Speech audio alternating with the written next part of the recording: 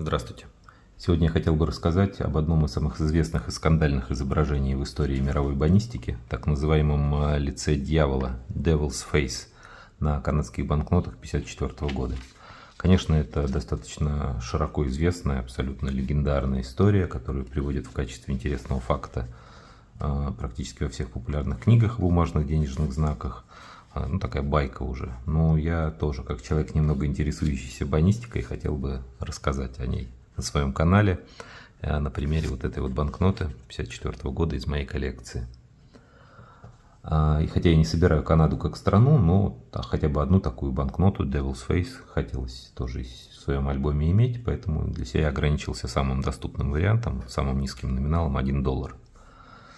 Вкратце история следующая. В 1951 году известнейший канадский фотограф армянского происхождения Юсуф Карш делает парадный портрет Елизаветы II, вот этот вот, в тиаре. И когда в 1952 году умирает король Георг VI, на британский престол, собственно, восходит Елизавета II, этот портрет используется, принимается решение об его использовании, в том числе для новых канадских марок и новой серии банкнот. Но если для марок, сейчас покажу, кстати, их, портрет так и остается, вот канадские марки, 53 год, лист из чьей-то коллекции, когда-то, не моей. Ну, как видите, да, портрет используется Елизаветы II в тиаре, то для банкнот, для серии банкнот принимается решение отретушировать новое изображение, то есть тот же самый портрет, но убрать тиару, отретушировать его и использовать для печати серии банкнот. Это, собственно, делается, и для новой серии банкнот портрет гравирует гравер British American Banknote Company Джордж Гандерсон. И вот когда в 1954 году эта новая серия банкнот, одной из которых является вот эта, которую вот я держу сейчас в руках, выходит в обращение, разражается скандал, когда канадцы обнаруживают в прическе королевы за ее левым ухом так называемое лицо дьявола. Попробуйте, если никогда не видели, сами его здесь увидеть, рассмотреть. Не знаю, кого-то кто-то видит сразу, кто-то нет. Но на самом деле, как только увидишь, развидеть уже это потом невозможно. Для иллюстрации покажу вот, например, вот эту вот книгу. Эта книга популярная просто по бумажным денежным знакам, 1977 года, очень старая, почти 50 лет ей. Но даже здесь вот, ну, на самом деле она сейчас такого практического с точки зрения бонистики интереса какого-то не сильно представляет. Но полистать тем не менее интересно. Ну, приведу ее как пример для иллюстрации сегодняшней темы, потому что здесь это тоже указано как такая, как элемент скрытого смысла на банкноте, видите, Hidden Meanings глава называется. И вот, собственно, так вот здесь вот проиллюстрировано это самое лицо дьявола на канадской банкноте 1954 года.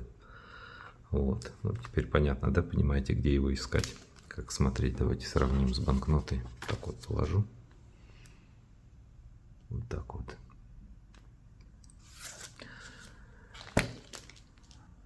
В общем, в Канаде скандал достаточно серьезный. Вот выдержки из прессы тех лет, вплоть до того, что некоторые граждане всерьез отказываются от использования банкнот новой серии с таким изображением. И, конечно, сразу же возникает предположение, что изображение было сделано умышленно, разные теории заговора и так далее. Но детальное разбирательство, которое было проведено, показало, что это просто совпадение. На самом деле гравер действительно выгравировал портрет в точном соответствии с фотографией, ничего от себя не добавил. Но после скандала, вот давайте сравним, посмотрим, как это выглядело на фотографии и как отгравированы изображения.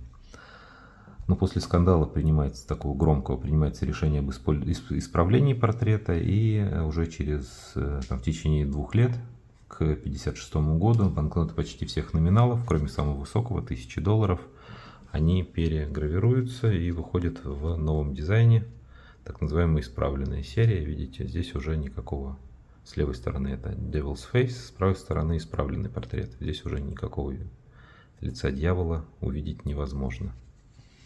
Банкноты первого выпуска, конечно, которые были в обращении меньше 2 лет, становятся относительной редкостью, начинают стоить несколько дороже вот исправленного варианта.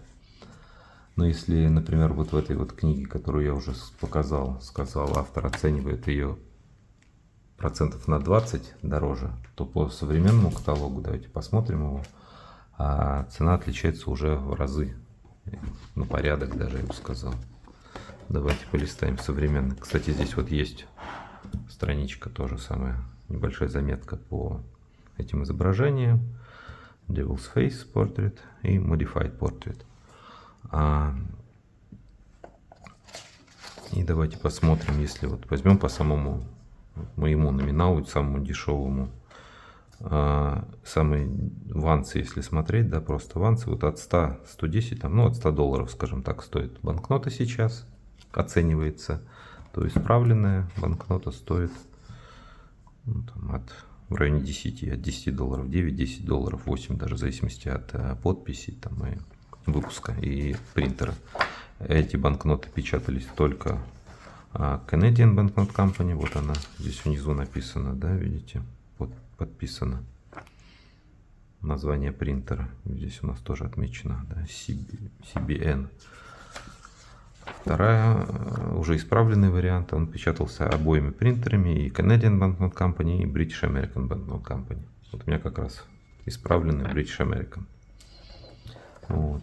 Ну, если какие-то другие номиналы посмотреть, давайте самый большой посмотрим, например, 1000 долларов. Исправленная стоит сейчас, там сопоставимо, даже самый дешевый вариант, видите, сопоставимо на 30% дороже номинала ванса, то есть очень близко к номиналу, то лицо дьявола стоит 22 тысячи долларов. Такая существенная разница в 20, почти в 20 раз. Вот такое соотношение цен примерно, то, что мы сейчас имеем.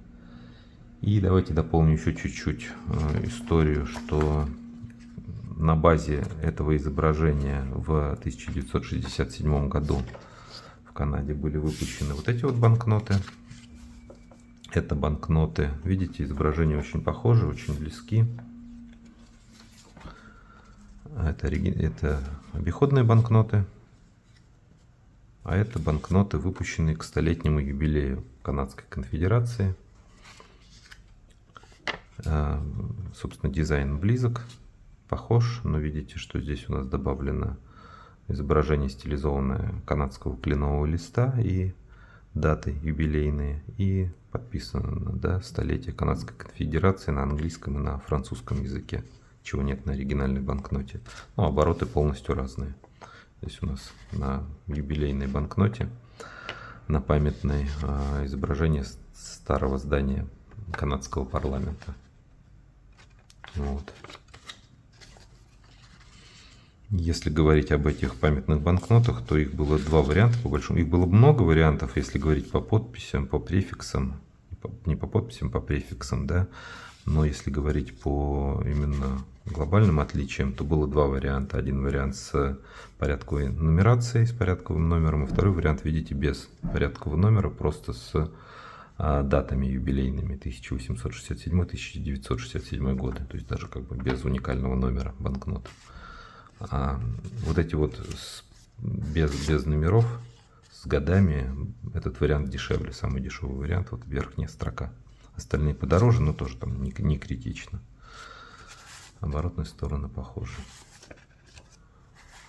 Здесь тоже два принтера, но их надо смотреть по префиксам, номерам.